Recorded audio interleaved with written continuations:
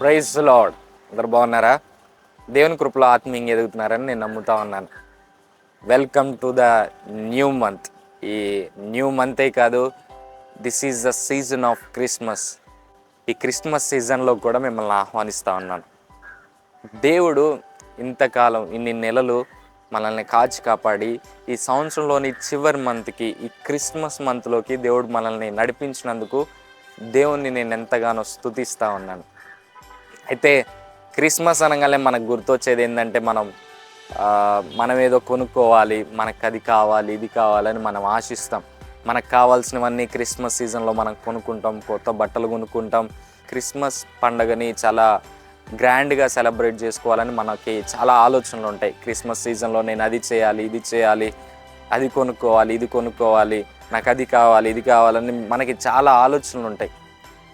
Christmas season అనగానే ఇంకా చాలామంది స్టార్స్ పెడతారు, లైటింగ్స్ పెట్టుకుంటారు, ఇంకా వాళ్ళ ఇంటిని డెకరేట్ చేసుకుంటారు. చాలా పనులు వాళ్ళకు ఉంటాయి క్రిస్మస్ సీజన్లో. ఇంకా చాలా చేస్తూ ఉంటారు, చాలా కొనుక్కుంటూ ఉంటారు. అయితే నేను ఒక మాట మీతో చెప్పాలని ఆశపడతా ఉన్నాను.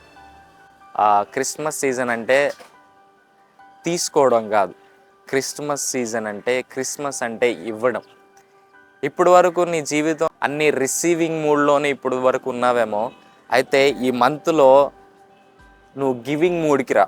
ఇప్పటి వరకు నువ్వు అది కావాలి, ఇది కావాలి అని ఆలోచిస్తూ ఉండొచ్చు, కానీ క్రిస్మస్ అంటే గివింగ్. నువ్వు ఇచ్చే ఆ మూడ్లోకి రా. ఇచ్చే మూడ్లోకి నువ్వు ట్యూన్ చేసుకో. దేవుడు నేను దీవించబోతున్నాడు. కొంతమందికి లేని వారికి బట్టలు సహాయం చేయి, పేదవారికి సహాయం చేయి, అనాథలకు సహాయం చేయి. ఇలా క్రిస్మస్ ఆ లవ్ని ఇతరులకి చూపించు. తద్వారా నీ మనసులో ఎంతో తృప్తి నువ్వు పొందుకుంటావు, ఎంతో దీవెనలు దేవుడి నుంచి కూడా పొందుకుంటావు. చాలామంది క్రిస్మస్ అంటే నేను అది కావాలి, ఇది కావాలని ఆలోచిస్తూ ఉంటారు. నో, క్రిస్మస్ అంటే గివింగ్. నేను ఇతరులకి ఏమి ఇవ్వాలి, ఇతరులకి ఏం చేయగలుగుతాను, ఇతరులకి ప్రార్థన సహాయం ఏం చేయగలుగుతాను, లేకపోతే ఇంకేం చేయగలుగుతాను, పేదవారికి నేను ఏం చేయగలుగుతాను, ఇంకా ఎలా క్రీస్తు ప్రేమను ఇతరులకు చూపించగలుగుతాను అనేది నువ్వు ఆలోచించు.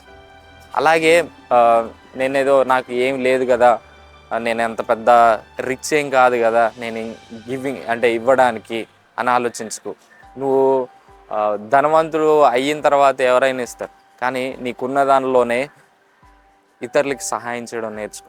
నేను ఈ వీడియో ద్వారా ఒకటే చెప్తున్నాను ఏంటంటే, క్రిస్మస్ అంటే రిసీవ్ చేసుకోవడం కాదు, క్రిస్మస్ అంటే ఇవ్వడం, గివింగ్. కాబట్టి నువ్వు ప్లాన్ చేసుకు, ఈ మంత్లో నేను ఏం సహాయం చేయగలను, ఎవరికి, ఏ పేదవారికి సహాయం చేయగలను, ఎవరికి ఏమి ఇవ్వగలను అని నువ్వు ఇలా ప్లాన్ చేసుకో. కాబట్టి ఈ వీడియో ద్వారా దేవుడు నీతో మాట్లాడుతున్నాడు. నువ్వు ఇచ్చి దీవెన పొందుకో. నువ్వు ఇవ్వడం ద్వారా దేవుడు నిన్ను దీవించబోతున్నాడు. నీకోసం చిన్న ప్రార్థన చేస్తాను. మహాపరిశుద్ధుడ యేసయ్య, జీవం కలిగిన తండ్రి, జీవాధిపతి, పరిశుద్ధుడ, నీకు వందనాలు నాయనా. మహోన్నతుడ, మహాగణుడ, సృష్టికర్త, సర్వోన్నతుడ, మీకు వందనాలు. క్రిస్మస్ సీజన్ అంటే తీసుకోవడం కాదు ప్రభువా, క్రిస్మస్ సీజన్ అంటే ఇవ్వడం అని ఈరోజు మీరు మాతో మాట్లాడుతున్న మాటలను బట్టి నీకు వందనాలు, స్తోత్రాలు అయ్యా. ఈ క్రిస్మస్ సీజన్ వరకు, ఈ క్రిస్మస్ వరకు మీరు మా పట్ల మీ కృప చూపించి, దయ చూపించి, కాపుదలు చూపించారు ప్రభువా. అందుని బట్టి నీకు వందనాలు, స్తోత్రాలు చెల్లిస్తూ ఈ వీడియో చూస్తున్న ప్రతి ఒక్క బిడ్డని దీవించి ఆశీర్వదించమని యేసు నామములో అడిగి పెట్టుకుని ప్రార్థన చేస్తున్నాను తండ్రి, ఆమేన్. వన్స్ అగైన్ ఈ మంత్లోకి, క్రిస్మస్ సీజన్లోకి, క్రిస్మస్ మంత్లోకి మిమ్మల్ని ఆహ్వానిస్తూ ఉన్నాను. God bless you. Praise the lord.